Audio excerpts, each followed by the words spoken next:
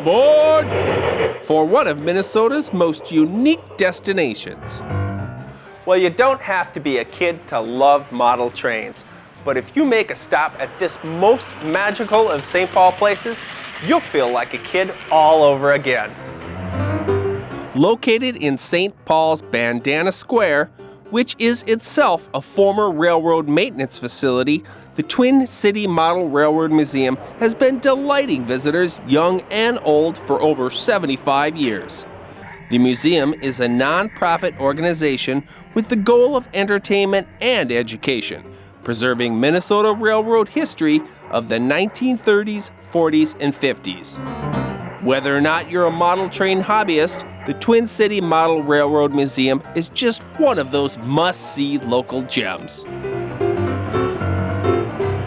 Here to tell us a bit more about it is Paul Gruetzman, a member of the museum's board of directors and one of the engineers here on the railroad. First of all, Paul, who built all this and how did it get here? Well, this is primarily all built by volunteer labor, and we started building here in 1984. Started with a large donation of lumber and been at it for 30 years. Where did all the buildings and the trains come from? A lot of the trains are built by individual members. It's part of their hobby is to do the research and reproduce things as accurate as possible. And the same thing would be true for the buildings. We had a team of building people, and they'd get the drawings, take pictures, and sit down and scale them out so that they could all be put into the layout. So behind all of this at the museum is a model railroad club. Talk a little bit about that. Yeah, they started out in 1935, and in 1939 we were invited into the St. Paul Depot, and we built a layout that was there until 1977, 78.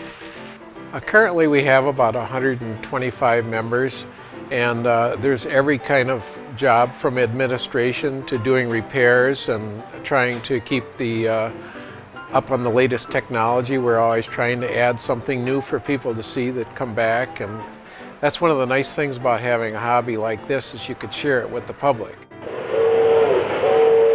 Paul, talk a little bit about your main exhibit here. I understand it's what's called O-scale, and it represents the Twin Cities. Basically, we've tried to capture various landmarks around Minnesota and the Twin City area. O-scale primarily works with a scale of 1/4 inch equals a foot. And that's kind of the Minneapolis skyline that you'll see behind me as it was during the 40s and 50s. When you come on this side of the layout, we have a lot of the landmarks from St. Paul, like the Mississippi Street Roundhouse, Midway Yard, and then all the way around on the north side of the layout, we try to capture the river bluffs as if you go down towards La Crosse along the Mississippi River with the railroad tracks and the bluffs in the backgrounds. So in addition to this location, I understand there's another setup just across the parking lot. That location kind of focuses on the history of model railroading and toy trains.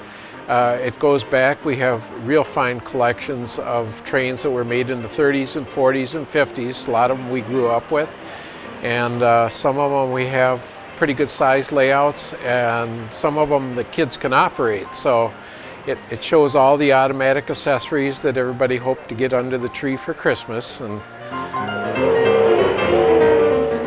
as a special treat through the holiday season, the museum presents night trains. The house lights are dimmed and the trains and scenery come alive in a dazzling array of glowing and twinkling lights. The event takes place on Saturday nights from around Thanksgiving to well into the new year. Check online for details. Well, every museum tour ends here in the gift shop, and they have some great things here too. But I understand that's not the only way folks can support the Twin City Model Railroad Museum. Tell us about that. There's really 3 ways that we could use help. One, we're always looking for volunteers that can help out. And some people have homeless trains that are in their way and they'd like to get rid of. They could donate them to the museum, and we could put them to good use or find somebody that needs them. And we are a 501c3 organization, so your donations are tax deductible. Well, thanks for having us, Paul. I tell you, my family has been here. My son has operated the Thomas train. We love it, and you will too. For directions and hours, go to our website.